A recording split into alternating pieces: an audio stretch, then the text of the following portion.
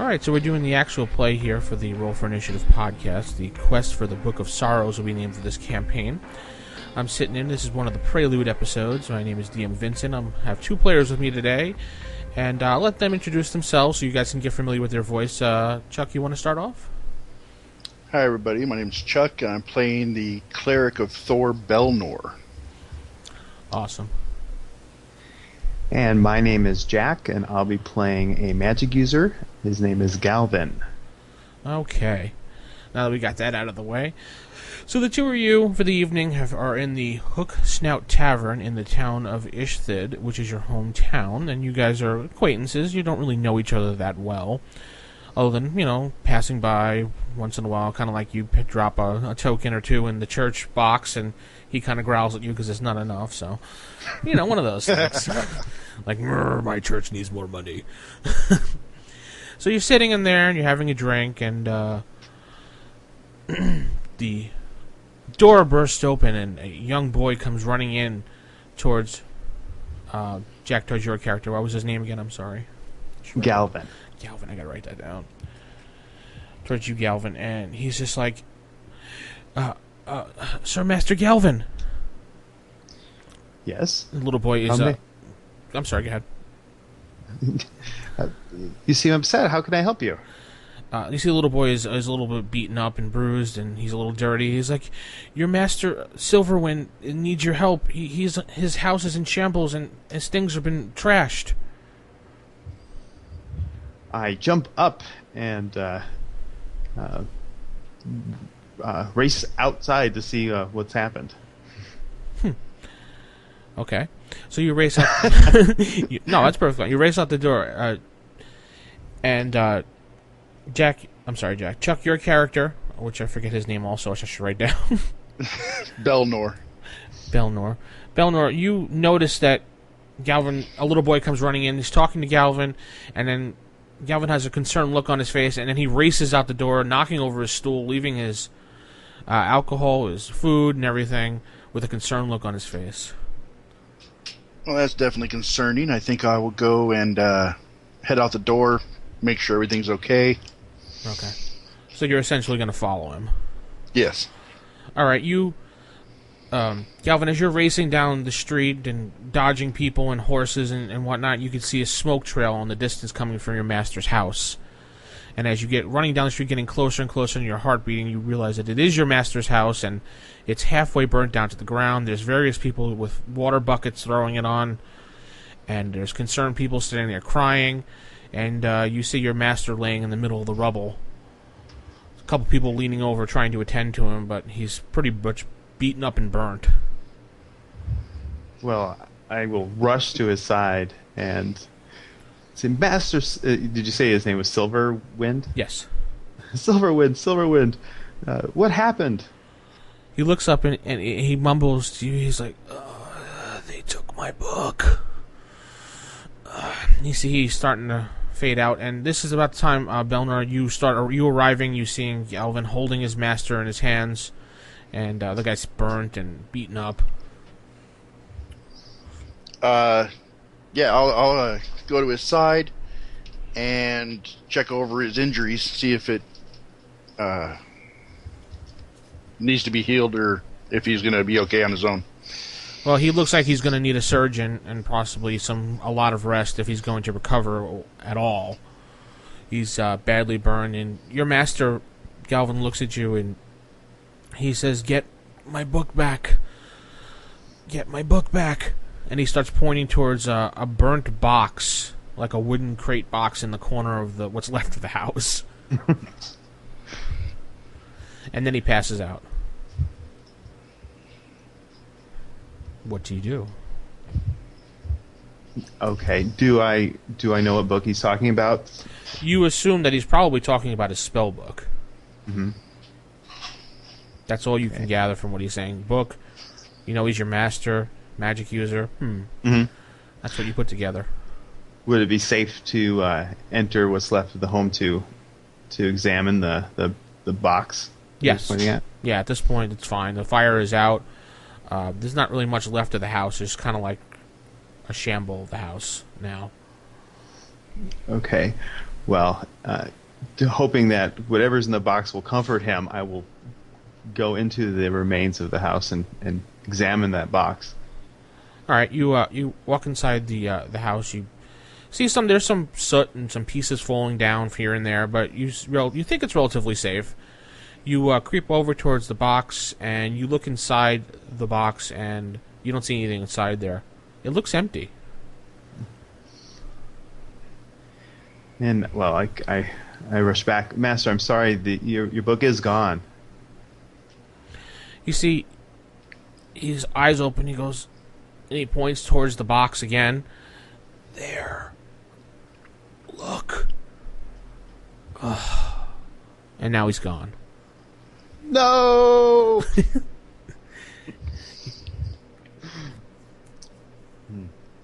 So what do you guys do? What book is he talking about, Galvin? He must be talking about his spell book. Which I can understand he'd be upset, but I say I would like to go back to the box and examine it more closely. Okay, you go to the box. You look at the box. It just looks like a wooden crate, a small wooden crate, maybe about come up to your knees, and it looks empty. Mm-hmm. It looks like there were things in it, but now they're gone. Are there any signs of people moving around in this area, or? You do see some green sludge on the floor. When you go searching around in the house, you're like, "Ugh, what's this stuff?" And you look at it with a stick, and you're like, "Ugh, green sludge." And Galvin, you're near the box, so you got to tell me what you're doing near the box, other than just looking at it. If you're doing anything else. Well, I'd like to maybe smack it with my staff to see if I can bust it, if it has a false bottom or something like that. All right, cool.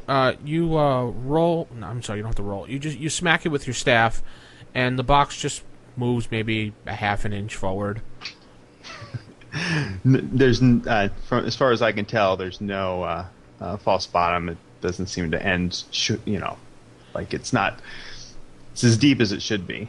Yeah, you take your staff and you put it in, and you estimate that it looks as deep as it should be.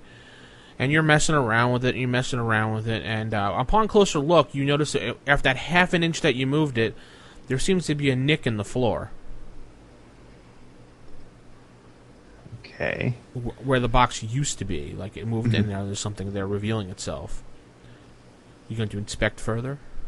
Sure, and I will attempt to pull or take my pocket knife and jimmy up the hole in the floor. You slide the box out of the way further, and you notice the nick is big enough that you could stick your knife or your finger and maybe lift up what's there. Okay, well, I'll do that. All right, so you stick your finger in there, and it gets bitten off. No, I'm kidding. You stick you stick your finger in there, and you see it's a loose floorboard, and you lift it up, and you see 3 scrolls in there, and you see a pouch. And that's all you see in there. Okay. Well, I'll pick up the pouch first and open it up. You look inside the pouch. You see it's various different herbs, spices, and ingredients, and you surmise that it's probably a magic user's essentials pouch to use for his spells. Oh, that's nice. Which you didn't have before because your master never gave you one. Well, I'll put that in one of my many pockets. Okay. And I'll take a look at the scrolls too. All right, you take a look at the scrolls and you're like, whoa! And you see that you have 3 scrolls there. You have 2 that read out to be magic missile, and the third one is a sleep spell. Okay.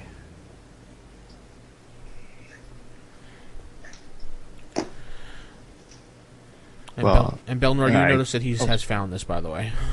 Mm-hmm. So what are you guys going to do now? At this point, I'm ready to follow Galvin's lead. I did not arrive in time to save the old man, so I'm assuming that Galvin is in a mode of grief, and I'm just there for him. Well, Belnor, I appreciate you sticking with me through my time of grief, and but I need to find out what happened to my, who did this to my master, and recover this book that he spoke of. All right. As the two of you are leaving the house to explore around what's going on, you hear some people mumbling in the crowd standing around. One person mumbles something about seeing these small little green hairy creatures around the house earlier today. So, green creatures and green sludge, that seems like a clue to me. Yeah, it does. And that's all you really hear mumbling about that. And then you hear mumbling about how his house smelled, and he was doing evil magic in there. And take that back. Then you hear a little old farmer say something about he saw the green monsters heading to the north towards the caves. There was a big presence there. Do we know anything specific about these caves that are nearby, or?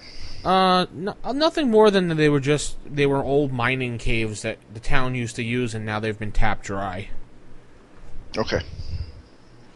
Nothing special about them, but that's what the people were saying the orcs were heading towards. The monsters were heading towards. Oops, did I say that out loud?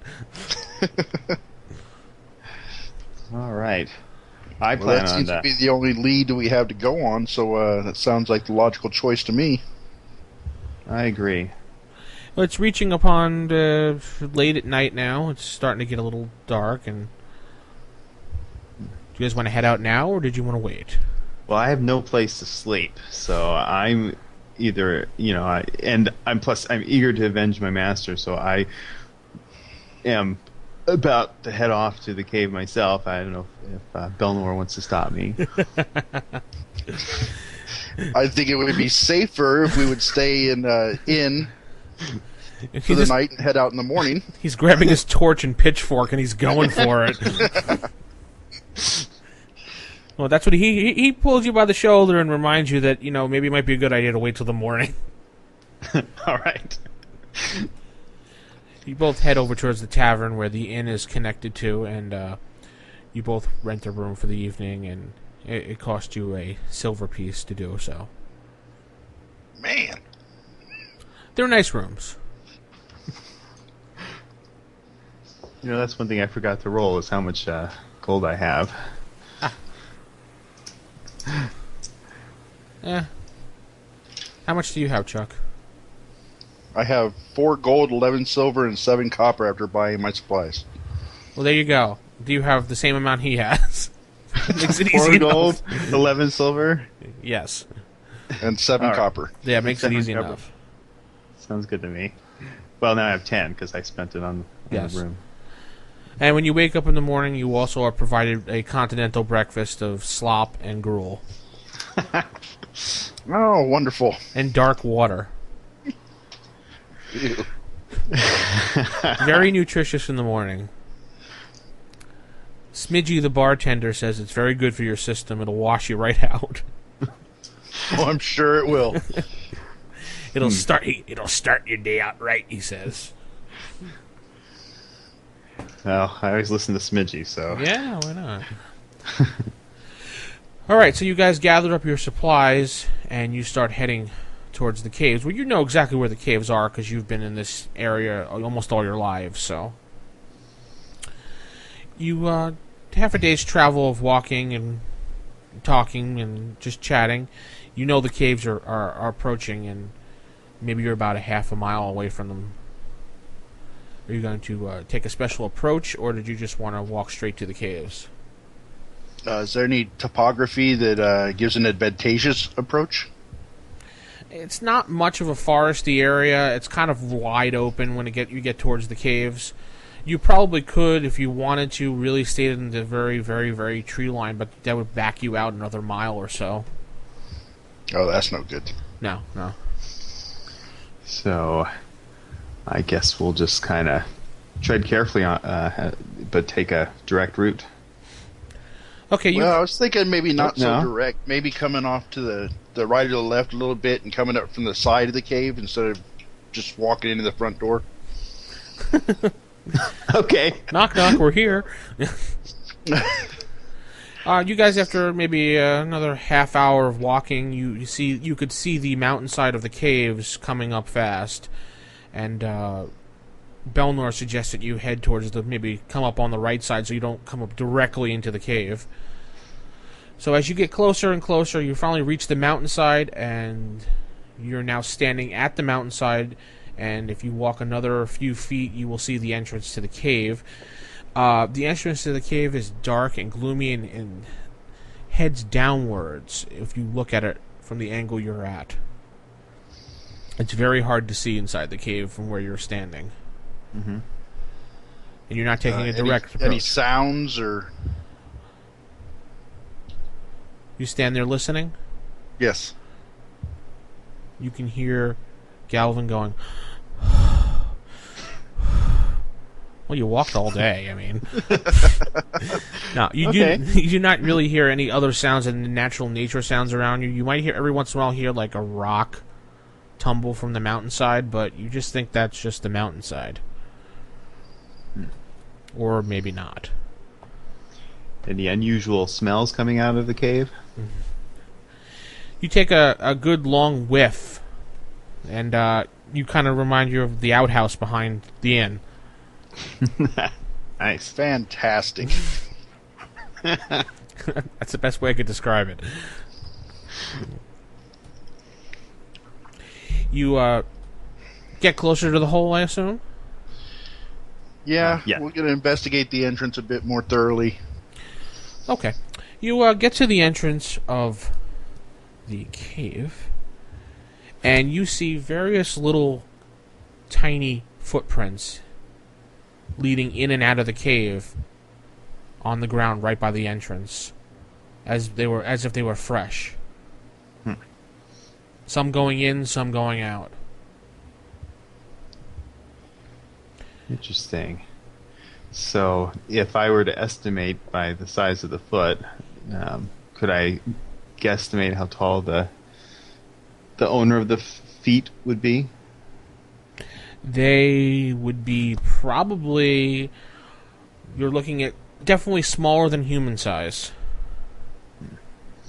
It's not by much, but smaller than human size. Okay. So the cave, if I kind of peek in, actually kind of stick my head in there, is it going to be too dark? Am I going to need to have a torch if I enter the cave? You could see probably about 10 feet into the cave, and you hear a little barking sound in there. No, I'm kidding. 10 feet into the cave, and you do not really see anything except the cave keeps sloping down, and it finally turns to the left. But it looks like as you go further in, it's getting darker and darker, so you may need some type of light source. Okay, well, I'll take a torch out of my hands, leaving Galvin's hands free to do his arts. Mm-hmm. So Belnor, he snaps open a poppy stick torch, and it lights up, and he's ready to go. Gives you the nod. Okay. Well, let's enter this cave. All right. When you walk inside the cave, it's a pretty deep slope, so I'm gonna have to ask you guys to give me a roll here. Verse is... Let's see here. I guess we're going to roll it under the paralyzed poison.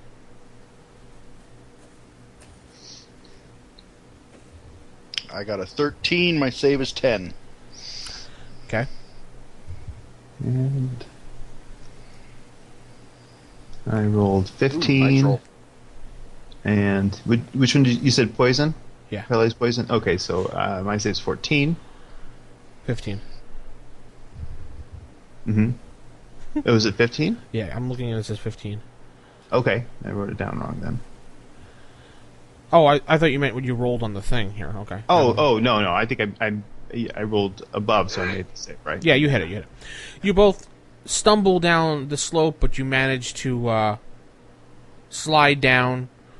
Belnor slides down a little bit, but he doesn't seem to fall. And you're both securely now on flat ground. And you looked at about how far down do we travel? Can we tell, or maybe 10, 15 feet. That was a big slope.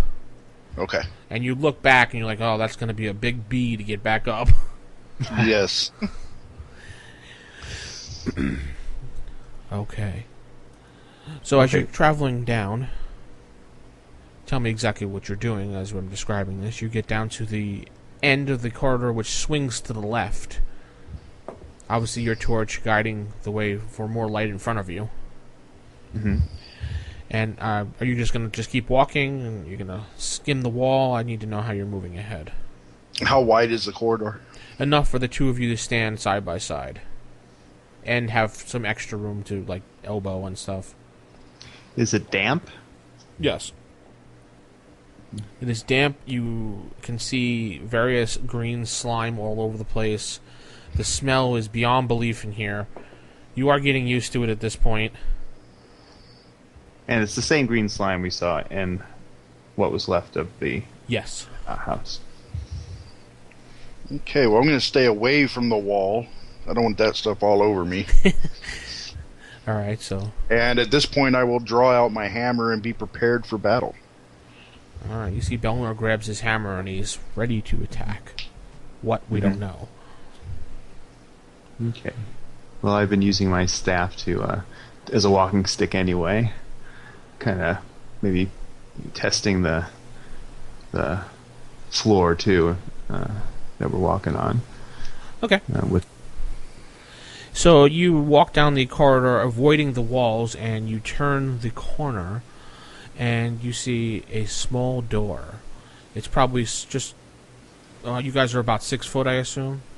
Mm-hmm. Yes. It's probably just under 5'10".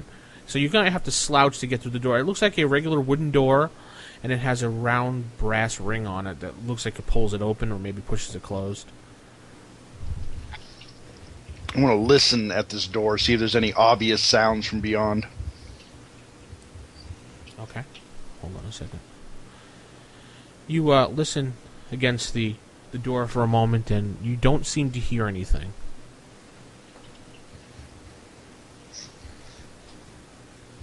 Okay, let's try giving the door a small tug and see if we can open it a little bit.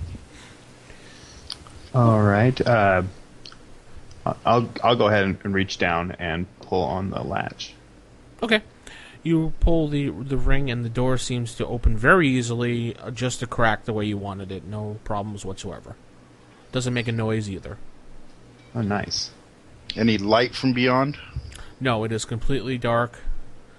Your torch would actually be pushing through, so you can see inside a few feet. You do see some bones on the ground, and you see some hay, and just bits of hay at the edge of the light source from your angle. Are they like animal bones? You really can't tell. Okay. You're only peering through a crack, so you see what looks like a bone. And nothing reacted to us opening the door? Not at all. Okay, well, let's open it and head on in. All right. You swing open the door wildly. No, kidding. You open the door, and the light source fills the room up. And from what you can see now when your eyes adjust, there is various piles of hay and bones, and it looks like it might be a sleeping area for something. But nothing sleeping at the moment. Nothing that you can see. You do see two various chests in the room upon further looking around. They're not treasure chests, right? They just look like regular, like, clothing type chests. They look like they came from your town's general store. And there is another really shoddy door across the room, same design with the same type of handle. And this would be this room would probably be a 15 by 15 room. Eleanor, do you think we should close the door that we just entered? Yes. Okay, I'll go ahead and close the door. All right, so you enter the room and you close the door behind you. Now you are in the room by yourself with all the hay beds and the chests and the door. I'd like to poke around the clay beds with my staff and see if anything pops out. All right. When you go over to the first one, give me a D6 roll.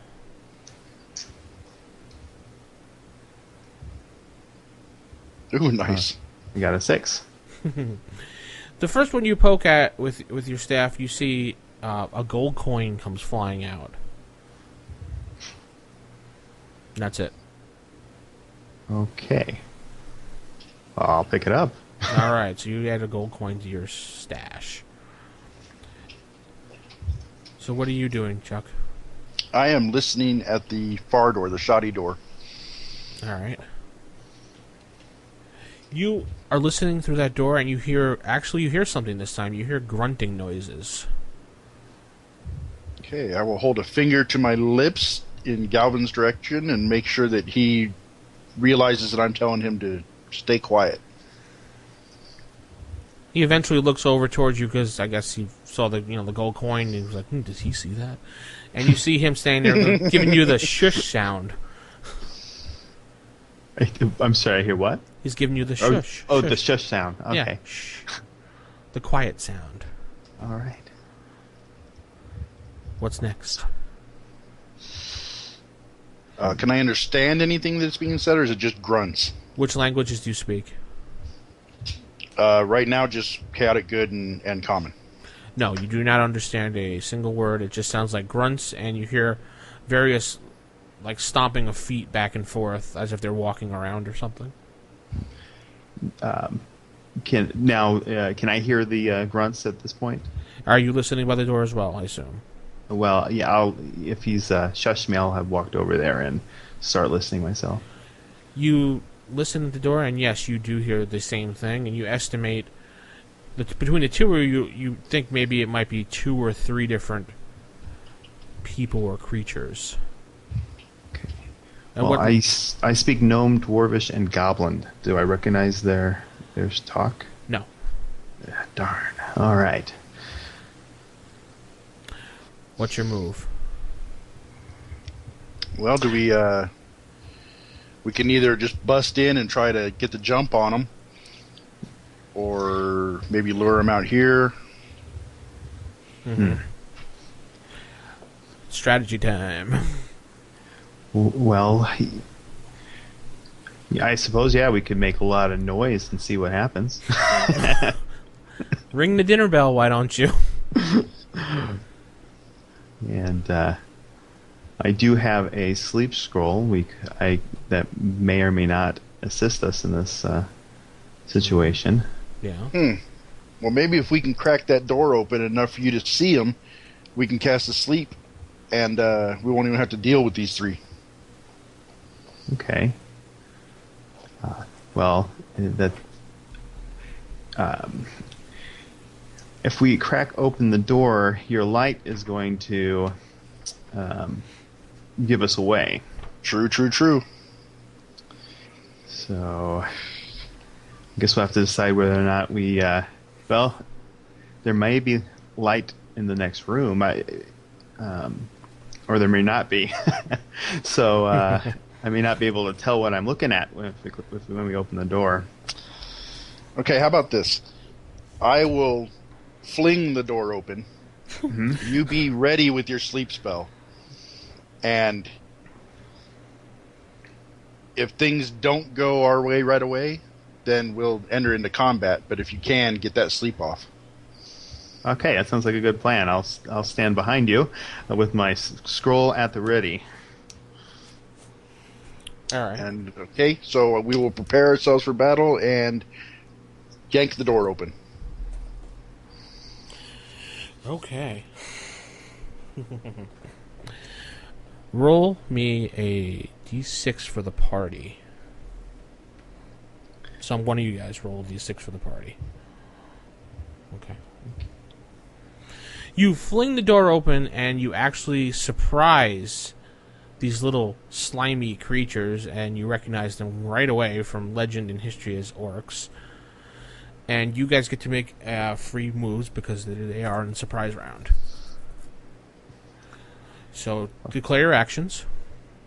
I'll go ahead and read and cast the sleep spell off the scroll. Okay, there are 3 of them, just to let you know. And Chuck, what were you doing? I will wait for him to finish reading the spell and then charge in, ready to engage. All right, excellent. Now roll d6 for initiative, please.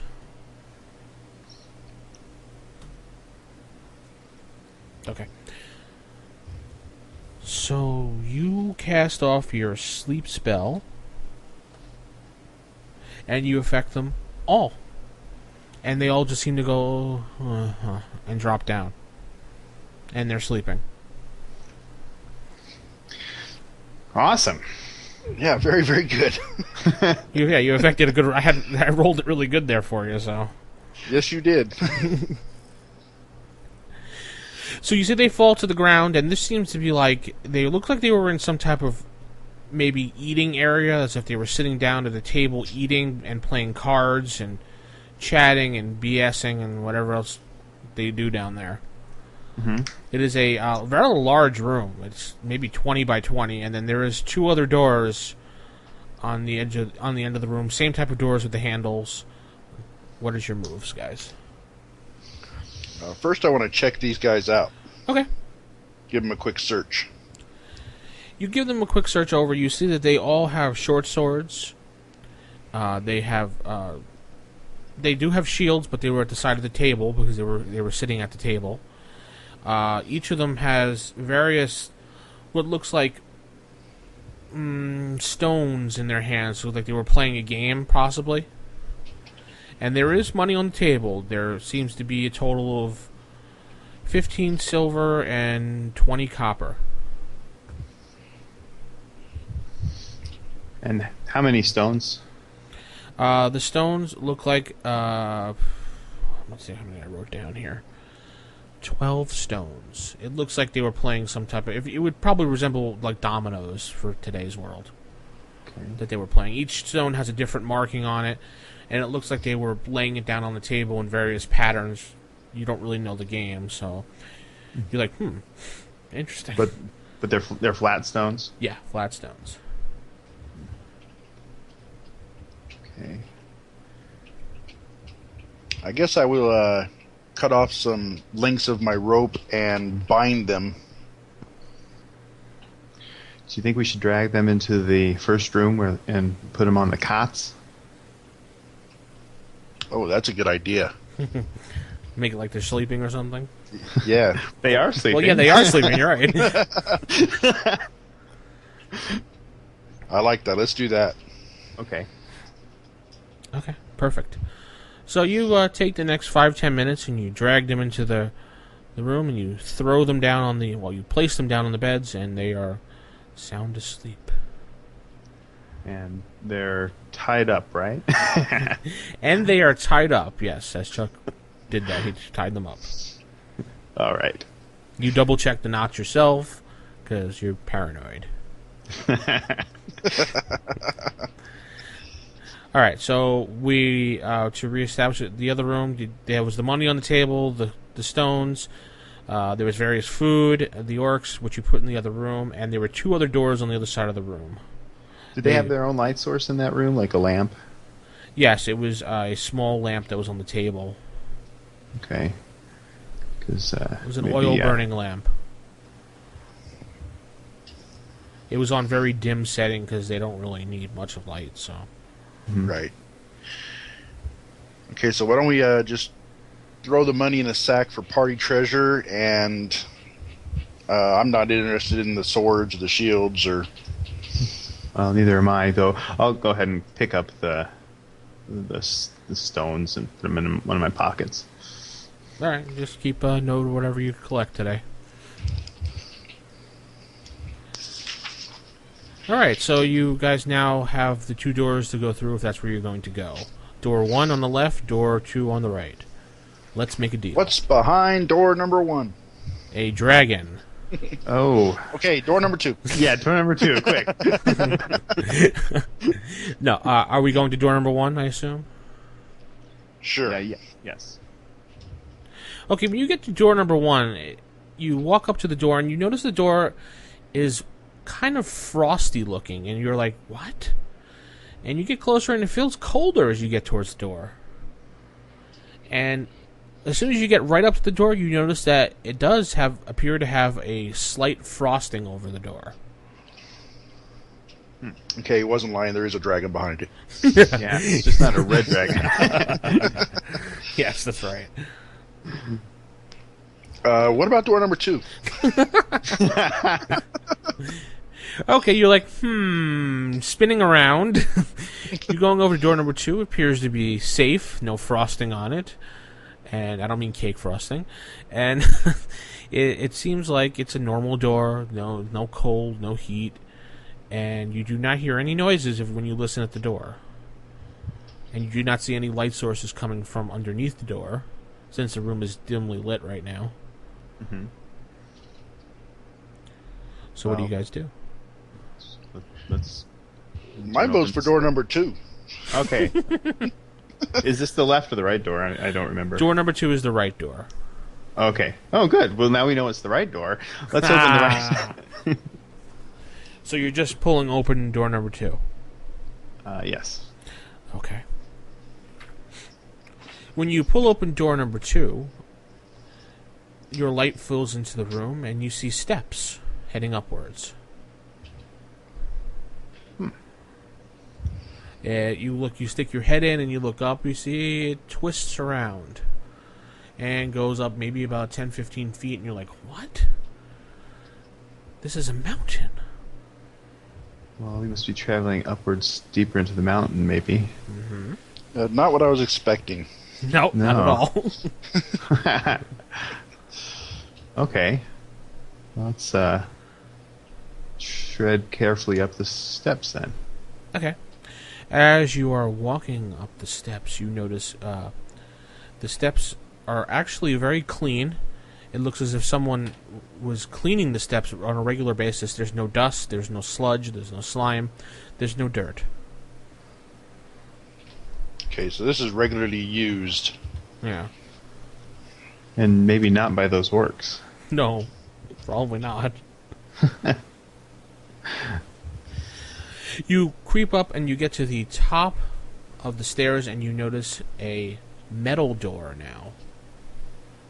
It is a well-built metal door with reinforced bindings on the door, and it doesn't seem to have a handle on it, but it has some writing on the door.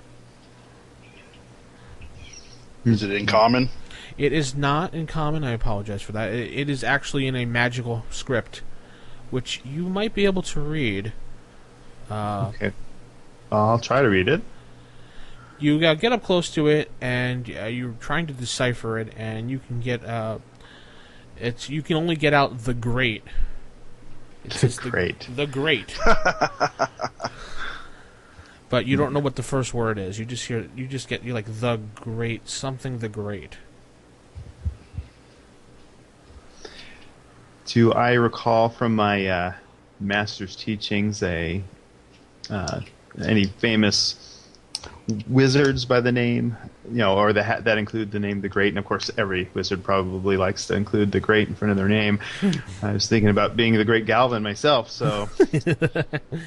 Galvin sits there and thinks for a moment, and jogging his memory, and you remember your master telling you something about the Great Marduk. It was an apprentice of his that went rogue.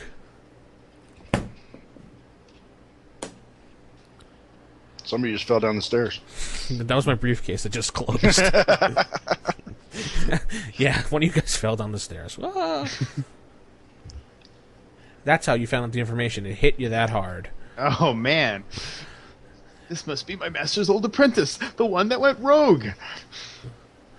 So You can't figure out how to open the door by just looking at it, so you might have to find a different route to go. Yeah, I'm not down with knocking on it. Let's go back to the cold door. Okay, I'll follow your lead. So yeah, we'll head back down to the frosting door. Okay, cool.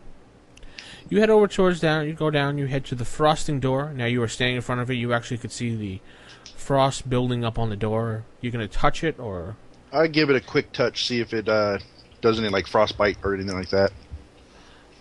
Quick touch? No, it just feels cold to the touch. If you put the torch close to it, does it just Yeah, does it melt? like melt it away or? Yes, you put the torch towards it, and it does melt some of the frosting away, and you see the normal door below it. When you pull the torch away, it just seems to magically come back. Door handle on it.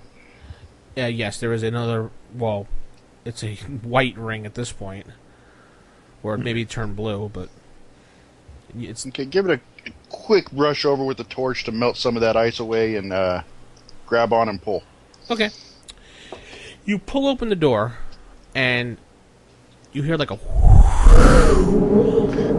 whoosh sound, and you see like snow and ice come flying into the room, and then it stops. And as you move your hands away from your eyes to look, you see another room filled with snow coming down.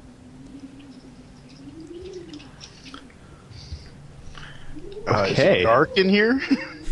Your torch is lit up into the room, and you see it travels down maybe about 30 feet, and you see what looks like to be an altar. Is there a ceiling? You're poking your head in looking up? Yes. Yeah, you do see a ceiling. Okay, snowing in a closed room. And the snow seems to be coming from nowhere, as if it's just falling out of the ceiling. There are various mounds of any snow. obvious life forms in here? Or? You do not see anything. You do see various snow mounds here and there. Okay, well, I think I'm going to button up my cloak and take a step into the room. Why? This is good northern weather. Okay, you take a step into the room, and your foot goes right into the, like as if it was snow. And now you're kind of cold. Okay. Too bad you don't have winter blankets.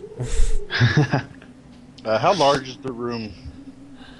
Let's go with 5, 10, 15, 20, 25, 30 feet long. Big. And 5, 10, 15, 20 feet wide. And how tall? Probably, I didn't even think about that. Always the one thing that you players do. 20 feet. 20 feet goes up. And you said there's an altar in this room? At the very, very other side of the room, it looks, from what you can see through the snow and everything, it looks like it to be an altar area. It's raised up slightly. It looks like there's some type of pedestal and an area for maybe like a sacrificing area. You recognize that right away, both of you. Any idols or what's that? Any idols or? You cannot see anything. No, you can't see any. The snow is too thick to see. Okay, go ahead and approach it. Okay, what were you saying, Jack?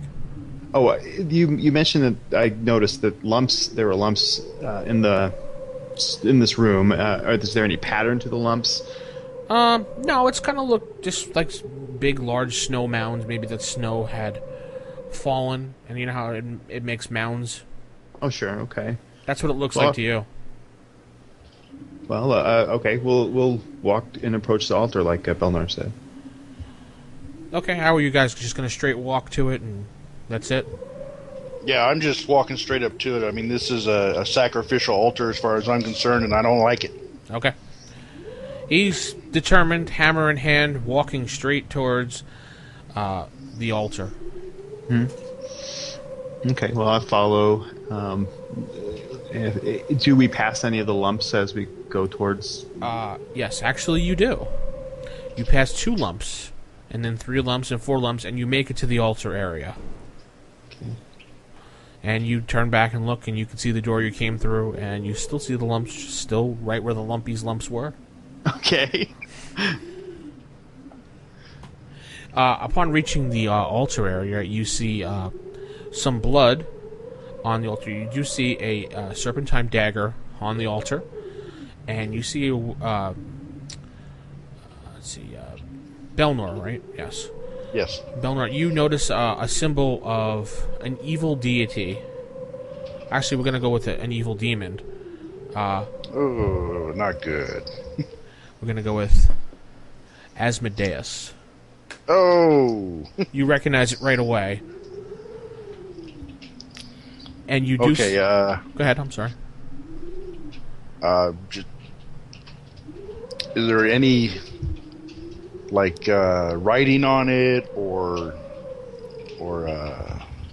anything of that nature? On the altar itself? On the altar itself. There are some various symbols on there, and you recognize them to just be ceremonial magic symbols for would be for the demon summoning. And there's also, it seems to be a black book open up on the altar podium stand that I told you about. And is this your master's book? Okay, well, I'll look a little closer at the book then, and do I recognize it as an object that he owned? No. You, in fact, are repulsed by it when you see it. It is... Very good. Upon further look, it looks like the book has black covers, charred flesh covers, and the skin pages are not animal skin. Well, that's as far as I need to go with the book. Let's help it char some more. I'm going to put my torch to it. All right. Nice. He just charges over and shoves his torch right on the book as it just slowly burns and melts away. Ah, yuck. And the smell is horrible. All right. Roll d6, one of you, please. Why don't you go ahead this time, Gavin? I will. 5. Okay, 5. Not so good. Okay.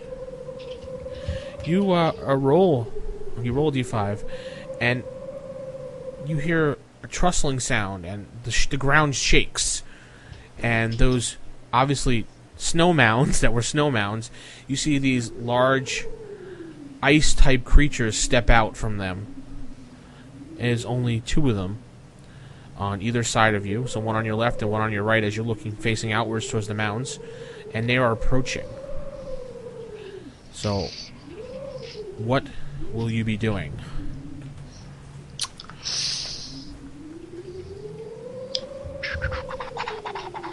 So I want to be casting a spell.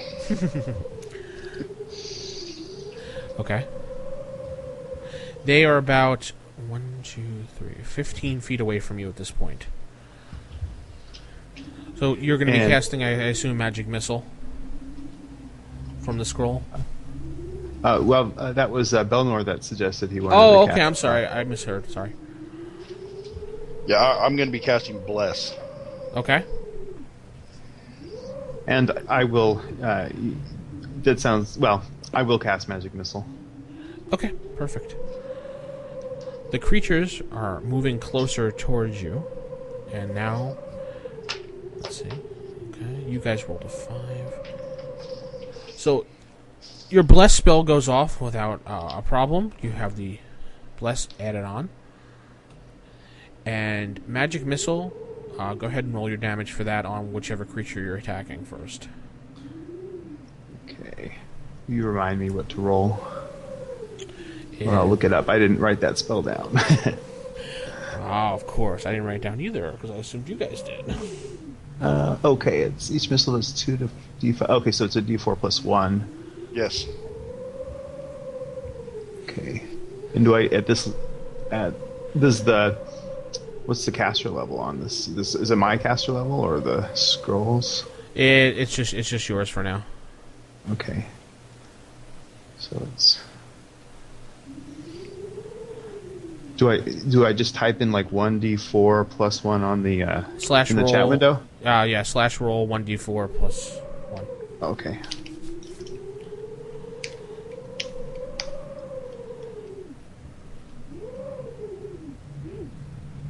That didn't do anything. Let's try again. Is it / or backslash?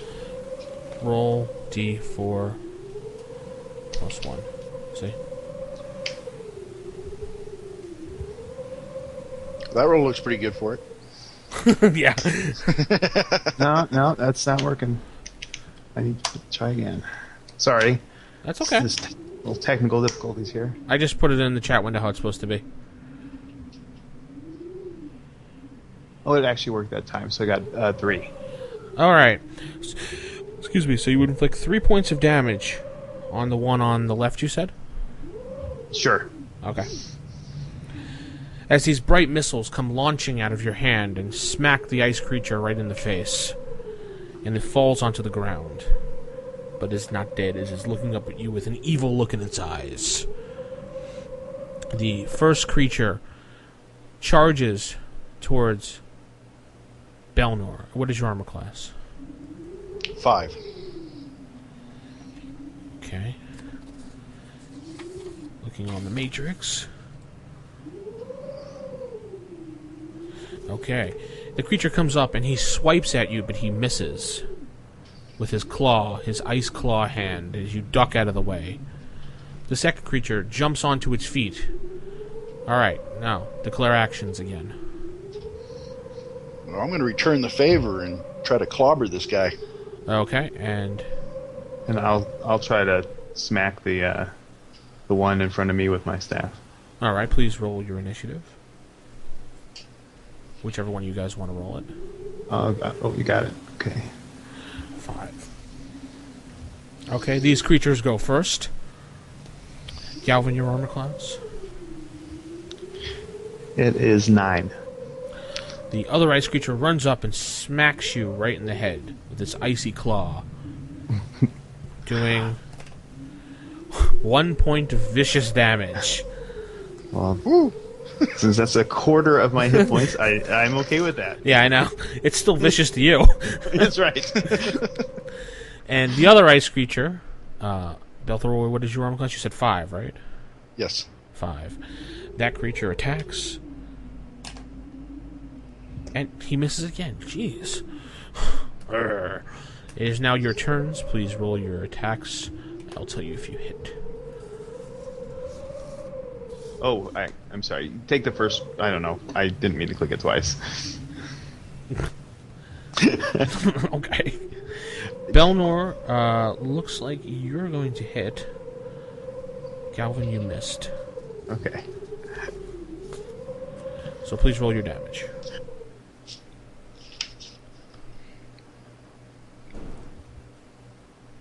4 damage, okay. You smack the ice creature, and you actually bust one of its arms off as it shatters down to the ground. The creature, infuriated, is looking at you with a fierce look in its eyes. You busted its arm, man. The creatures are now going to attack again, and you guys declare your actions yet again. Are we doing the same thing? Yeah. I will. Alright, initiative once more. You take it this time. Okay, let's try to roll it once. There we go. Oh, nice. That's better than mine. You guys are going first, so please both roll your attacks. Go ahead. Swinging my hammer. Missing Woo! with your hammer. Whoa. No, I did not. No, you did No. not. Yeah, my staff bomb was hit me in the foot, I think. Yeah. You just kind of went clumsily slip on some ice, but you don't fall. And Belnor, raising his hammer in anger, smashes the creature right in the head. And go ahead and roll another d20, just for the heck of it. Okay. And now go ahead and roll your damage and then double it up.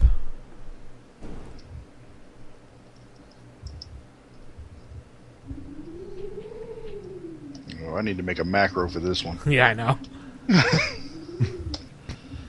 So yeah, max damage 8. 8 damage as you swing your hammer, spin it around, bash the creature right in the face, and it shatters into 5 different pieces.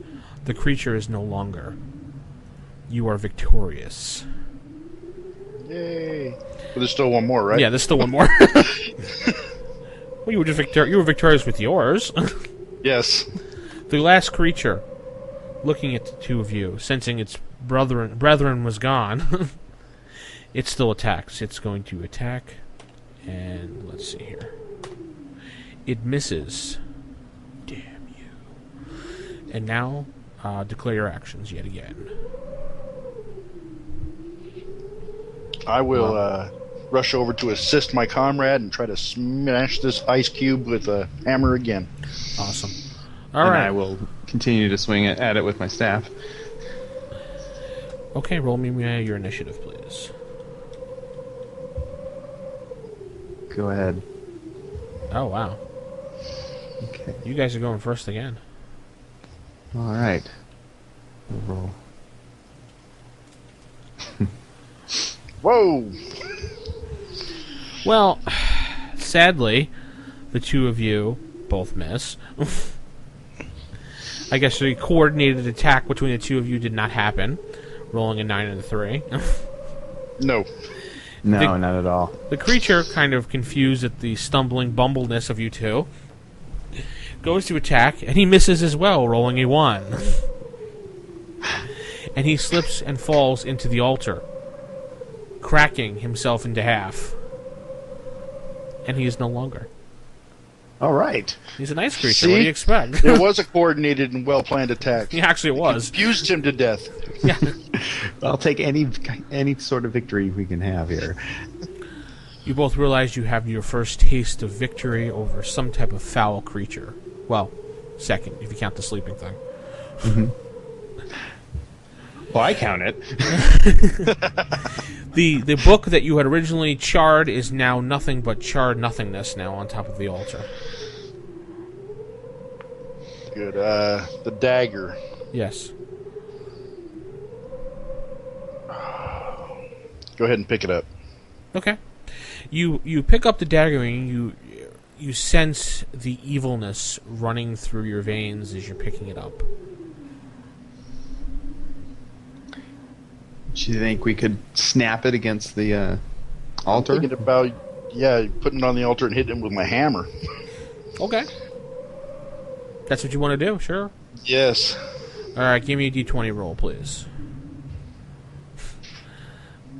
Alright, you give it a good smack, but nothing seems to happen to the dagger. Are we trying again? Yeah. 14. You give it a good smack, and you see that the dagger is now cracked slightly. Okay. It's not cracked in It can be half. damaged, so let's continue at it and Just continue. destroy it. Yeah, alright. So you keep beating on it repeatedly, and it does finally crack right in half. It is no longer a full dagger. It is 2 pieces now. Besides the entrance, are there any other exits that we can see or in this room? You cannot see any other exits in this room because the snow is too thick at this point. You could go searching around at the edge of the room. Maybe you'll find a door. Mm-hmm. Yeah, maybe behind the altar, if we can get behind it.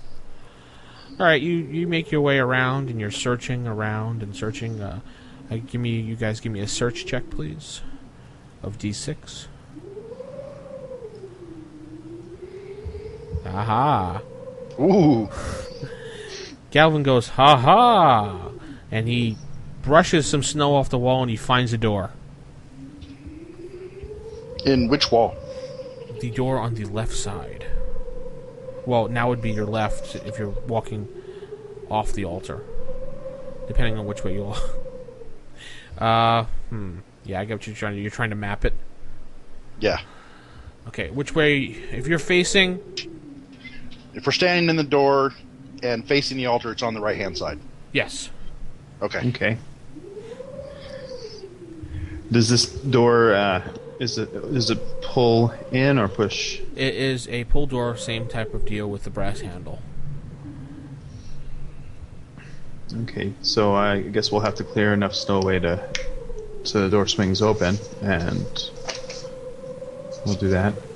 Okay, so you clear enough snow out of the way, and there's plenty of room. If you tug the door, you start give it a little test, and you see that it'll slide right open now that you cleared the snow out of the way. Is that what we're doing now? Yeah, let's open it up and see what's inside. Okay. Yeah, I'll stand right next to where the door's going to open, and Galvin, you can pull it open. Okay. You pull open the door, and you see that there is no snow, and you feel warmth. Not like overwhelming, but like the normal warmth of the cave that you felt before. It goes about 5 feet forward and then swings to the left.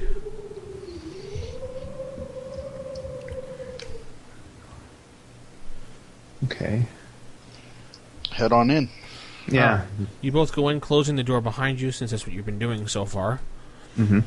And you make the left, and you notice that the ground stops, and there is now a wooden bridge in front of you, a rope wooden bridge, going across a very deep, let's see, 5, 10, 15, 20, 25, 40-foot distance away to another side, where you see one door on the other side there, in the mountain side. Or I should say the rock side. How sturdy does this rope look? Sorry, what was it? One at a time. Well, does the bridge look sturdy? The bridge looks like it possibly could be sturdy, but it does look kind of old. Think the bridge from Indiana Jones. That didn't look that sturdy. Yeah. Well, it was kind of sturdy, all right?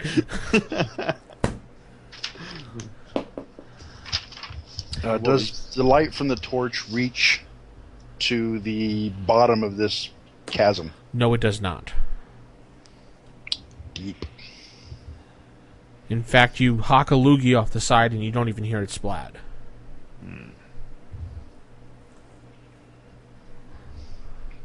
If I test the first plank with my staff, does it kind of take my weight as I push in? Yes. Okay. It seems very sturdy. You tap it and it seems fine. You're like, oh, all right, cool. Yeah. You gonna step? Yeah, I'm gonna go forward. You go forward on the bridge. It creaks and it goes back and forth, going even a little. And you make it halfway across, and it seems good. Okay. Well, I'm continuing. All right. You make I'll wait for him to get all the way across before I start. All right. You make it all the way across, and now you may tread over lightly. You get halfway across, same deal, and you make it across, no problem. Okay. It's a sturdy bridge. You think I'd lie to you? Come on. I'm not an evil GM. It's the same type of door in front of you guys as you've normally seen. Okay, I'd like to listen to this door before we open it. Okay. You listen, and you do not hear anything.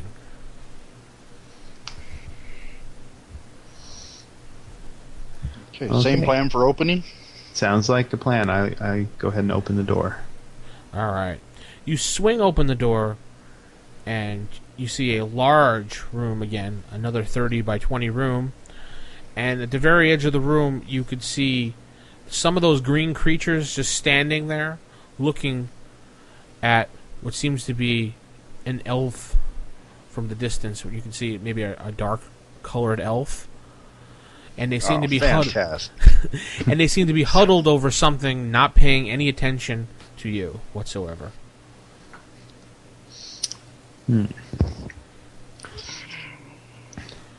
So, how far away are they?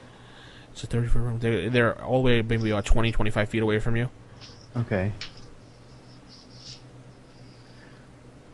Are their backs to us, or... Yeah, their backs are towards you guys, so that's why they don't notice you. And what about this dark-colored elf? He seems to be crouched onto the ground, looking at something. Okay. His back is also towards you. They look like they're looking over his shoulder, so to speak. Okay, try to go in as quietly as possible. Get close to him before I'm noticed. What kind of armor? Yeah, really. Yeah, Chunk, chunk, chunk, chunk.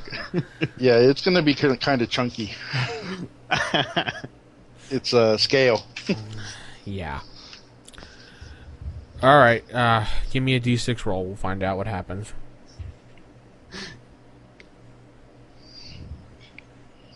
Yeah, they're gonna hear that. Yeah. You're like, I'll do this. Clunk, clunk, clunk, and you just see like all four of them look over their shoulder, and they're like, "Whoa!" All right, declare your actions now. Charging in. Okay. And I will magic missile the elf. Okay, using your last scroll, magic missiling the elf. Mm-hmm. Perfect. And now roll for initiative, please. I'll do it this time. Yeah, you go ahead. I gotta roll twice here. So you got a 3? Okay. Oh, wow.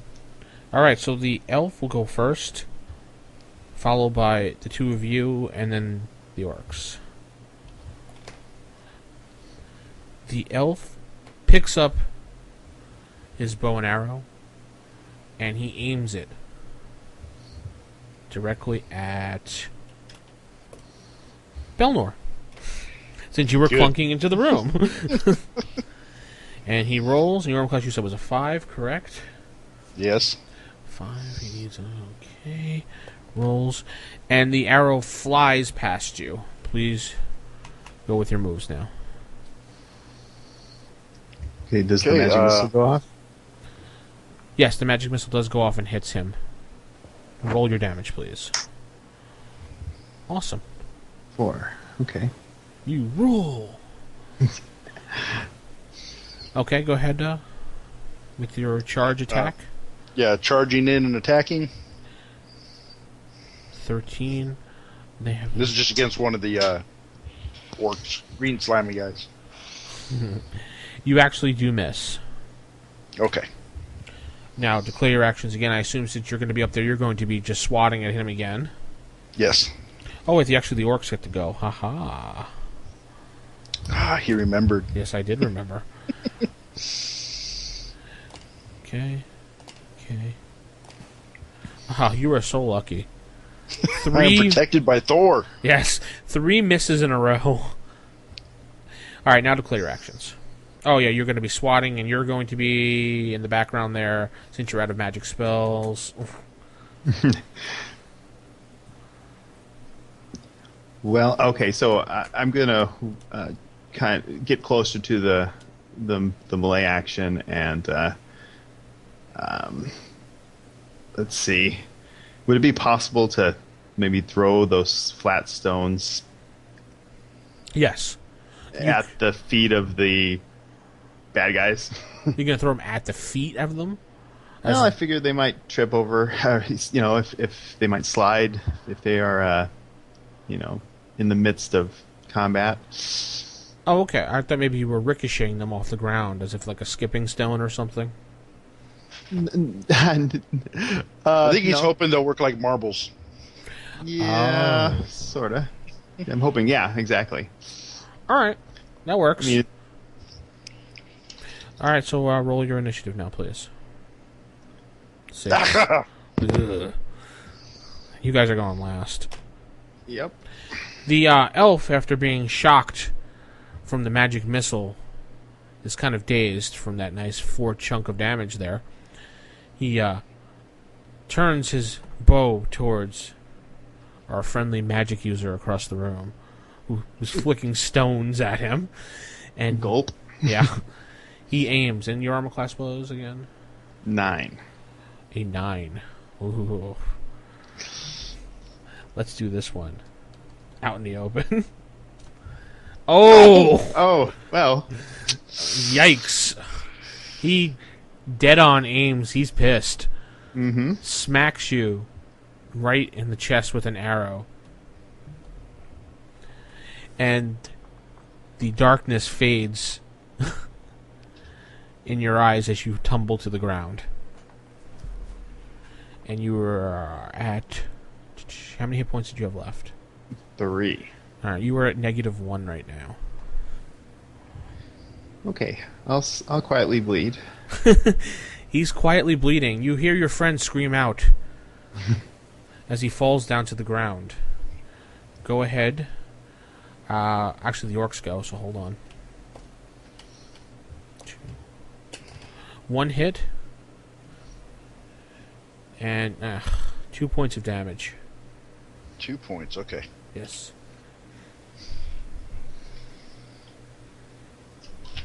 So what is your move now?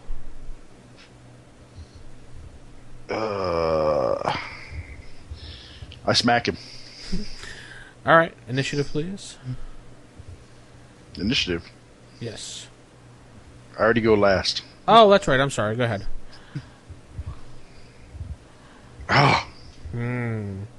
You miss. Now declare your actions.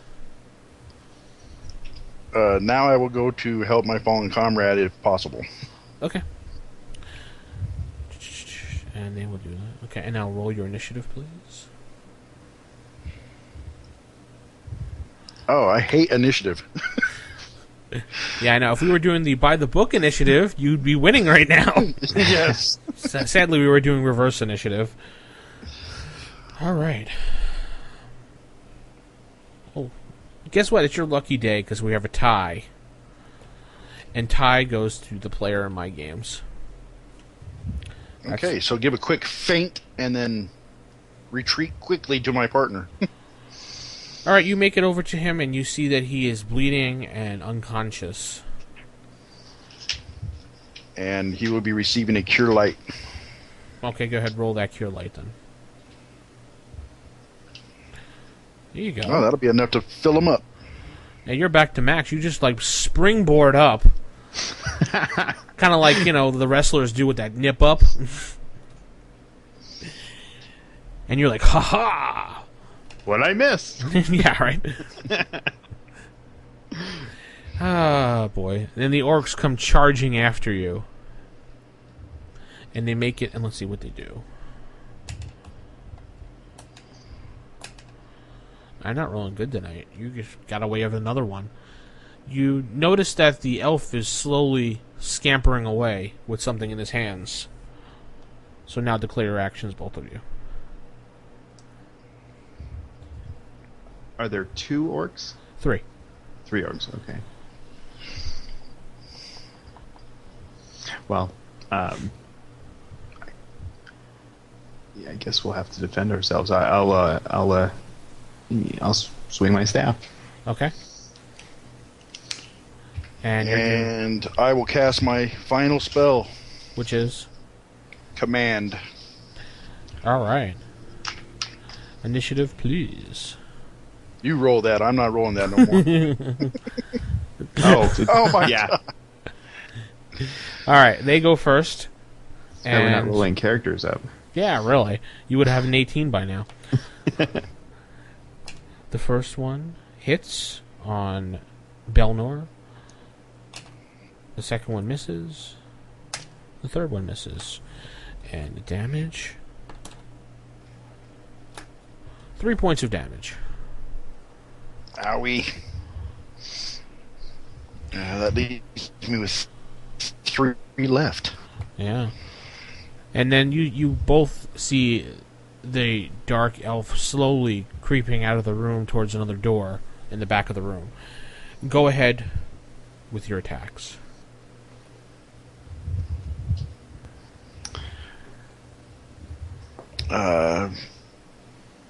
You rolled a 4. Casting my... Oh, sorry, I didn't see his thing there. Yeah, the melee will go first anyway, so. He missed. And what was your command going to be? To stop. And who are we casting this on? At the elf. Okay, hold on. Nice. The elf just kind of stands up straight and looks at you. Good. He's just standing there looking at you. So what is our next move now? I will be continuing to hammer some orc. And I will do the same. All right, initiative again, please. Go ahead. Ah. Ooh, ha ha ha. You rolled a 1, I rolled a 4. You may go first with your bash attacks. 9. 9. Guys are rolling the same thing. The orcs go now. 2. I'm changing my dice. Be right back. All right. The dark elf is still standing there, kind of looking confused and dazed. And declare your actions again. Continue with the same. Okay. Yep. Let's attack. Same thing again. Roll initiative again. All right, I'll roll. Nice. Nice. Another 1. And you guys are going first again. So roll your bash attacks, both of you. I want to change my dice too. The two of you both miss. Oh, man. Man. The orc. Oh, a 1. Let me see here. Let's see what my chart says. We'll do for the fumbles. I'll go do a good fumble for you guys. Oh, thank you. We need it. Go ahead and roll me a percentile. Either one of you guys. Doesn't matter. A 6. 6. Nice.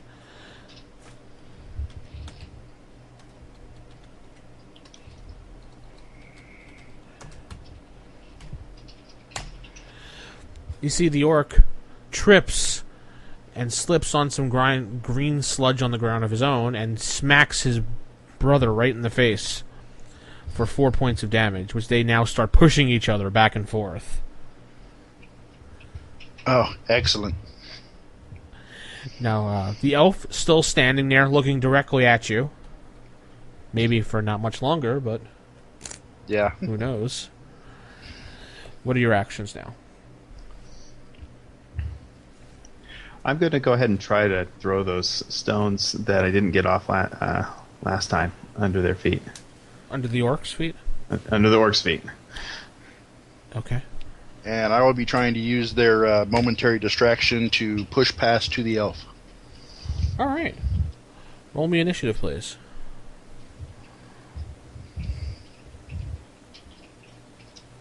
5. Ooh. All right. We rolled a 4. So, oh wait, and the elf. I forgot to do that. Elf rolls a 6. Go, good. Good for you guys. Let's see. The orcs go first. The two of them are beating on each other right now because they're arguing over who did what. The third one misses. Lucky you. And Belnor, you're got the distraction enough that you can run right past the orcs. All right, I will do so. And you can run right up to the Dark Elf, who now is shaking off your command spell, going, what the heck am I doing? And I'll allow you to attack him, since you're charging. So go ahead and add a... Well, you hit him. You don't have to even add anything. Yeah. Go ahead and roll your damage. Go ahead and roll that again. Well, it's like the best of the two. And you did... okay, you did 3 points of damage to him. And you see he drops what he had in his hands, and the cloth comes off, and it appears to be a book. Good, good. And now that he goes, he's going to attack you since you're right there. And you said your arm class was 5. Yes, he hits. Oh, no. 1 point of damage. Oh, goody, goody. All right. Two left. Actions, please. Well, what did my stones? Oh, that's right. Yes, I wanted to roll for that. Sorry. The two that were arguing back and forth do not... They see you throw them, but they do not step on them, so they're fine. The third one... Let's see about him. Save. Actually, in his attack against you before, he slips on one of the stones and he stumbles forward a bit. So they're going to be on delayed action. So I'm going to let you guys go first on the initiative. So go ahead and choose your moves and then just roll right into it. I don't like being by myself, so against 3 orcs, I'm going to... I guess I'll... Can I, like, back towards Belnor, keeping myself facing the orcs in a defensive mode? You'd have to run past them first to do that. Oh, okay. Well, I'll just run past them then. All right. You run past them, and okay. And what is Belnor doing? Swatting at the elf again? Yeah, I'm going to try to hit him in the head with the hammer. Hit him again, then. Go ahead. Oh, look at that! Yes, Natural 20. Go ahead and roll your damage, double it up, and we'll see if you. Nice. 8. 8 points of damage as you bash him, and you see blood squirt out of his head and his eyes, and he falls to the ground. Nice job. Thank you. And right. as you're celebrating mentally towards yourself, you turn around and see Galvin running towards you with a frightened look on his face and 3 orcs chasing after him. Help me! So now, declare your actions, please. Go to Galvin's aid, of course. Okay, and Galvin? Do I notice or know that the book fell on the floor? No, only Belnor saw that. Okay.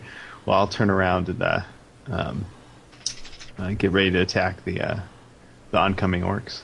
Okay. Initiative, please. I'll roll. 5. Nice. 4. They're going first. Alright.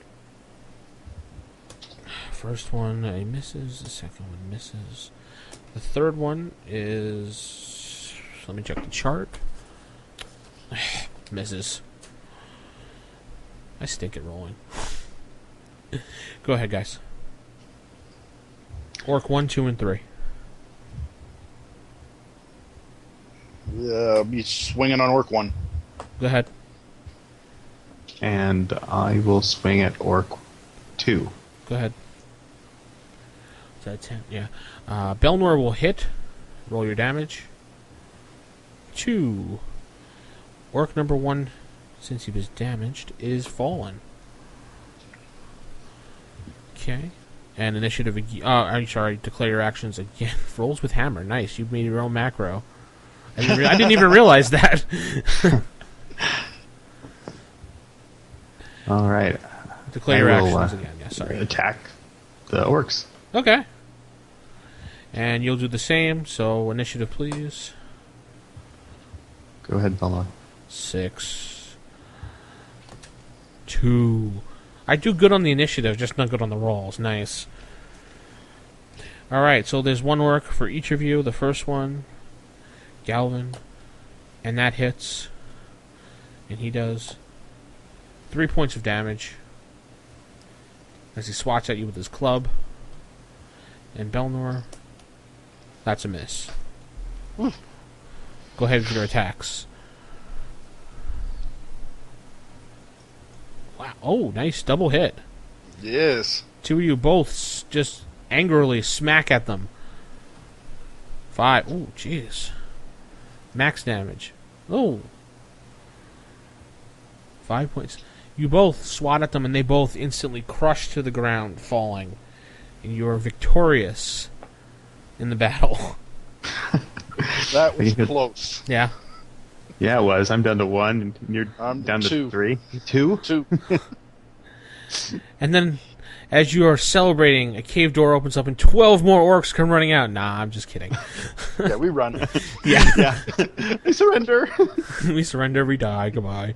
And then you are happy as the battle is over. And then, Belnor, you remember that the book fell to the ground. Yes, I will point that out to Galvin. I think your master's book is here. Okay. Well, I I pick up the book and I take a look at it. And you instantly recognize it as your master's handwriting. It is his spell book. Yay! We have avenged you, Master Silver. Silver Wind. Wind. So what are you guys going to do now? You're just going to just say you backtrack and head back towards town, or? Yes, getting out of here, going back to town. Okay, is that an overall group consensus? Yes. All right, the two of you backtrack, and within a day's time, and you're very tired, but you do make it by the morning back to town. You both, where are you going to head to? The inn for sleep. Yeah, my home is destroyed. I'll have to sleep at the inn too. All right, you scratch your way into the inn, and you both pay another silver for a room, and you both sleep for the night. Waking up in the morning, get back. I'll give you both back half your damaged hit points. Rounding up or down? Go ahead and round up. I know yours. Half of yours was like half your hit points is literally pretty much. Yeah. So now that you've completed your mission and you've come down and eat your grog and gruel and gone to the bathroom once or twice, and Smitty was happy, what are we going to do? I guess I'm gonna get together with Galvin and find out what this whole thing was all about. Was it worth it? All right. Did our book turn out to be useful? Yeah. Well. Yeah. I guess after looking at the book, is it? We thought it was a spell book. Is it a spell book? Are there any notes in the book besides spells? There's just various writings of your master in there, but you feel compelled to bring it back to your master. As you know, he's not dead. He's just passed out and in a surgeon's care right now. Oh, I didn't know that. Okay. Yeah, he was just passed out. All right. Well, in that case, let's go to the let's go check that out. the infirmary or wherever he's at. He's at what will be considered a local infirmary. Yeah, they did have a surgeon type person there. Oh, and upon the morning, I would have prayed for my spells again. And okay. You make it there, and you see your master is in very bad condition, like you saw him the other day. And the surgeon asked, "Are you a family of his, or?" Which you pretty much would be. Yeah. I've been living with him for who knows how many years, so, and the townspeople would know that, I'm sure. Yeah. So. The surgeon looks at you and he kind of shakes his head no, and you kind of get the idea what he means. And he says, "Not much time," and he just walks out. Well, I will go ahead and lay a cure light on him and see if it improves him at all. All right. You roll. You walk into the room and you both look at him. He's really bad. You roll a cure light on him, and it seems like it didn't do much to him. All right. Well, is he? I'll place the book into his hands and say, "Master, I've returned. Here's your book." You see, he kind of forms a smile on his face, and he says, thank you very much. I appreciate that." And he goes, "I want you to have this book." Oh. He goes, "I think you've earned it. You need to move on in the world and find more of your own and write and continue writing in this book. Use the knowledge. Use the knowledge in this book to go forward and improve your life. And don't forget, I will always be watching over you." And he just kind of turns his head to the side and, Yoda! Yeah. He fades away. he doesn't fade away. I know, more like Qui-Gon instead of Yoda. Yeah, kind of. And you notice that the book continues on forever. Like, you can just keep writing in the book over and over again. Ooh. So you now have your very own personable spell book, which we'll go over on the side of what spells are in there, and that will conclude the adventure for today. All right. Yay! And we will take a break here, and we'll reconvene on our normal Thursday night for the games.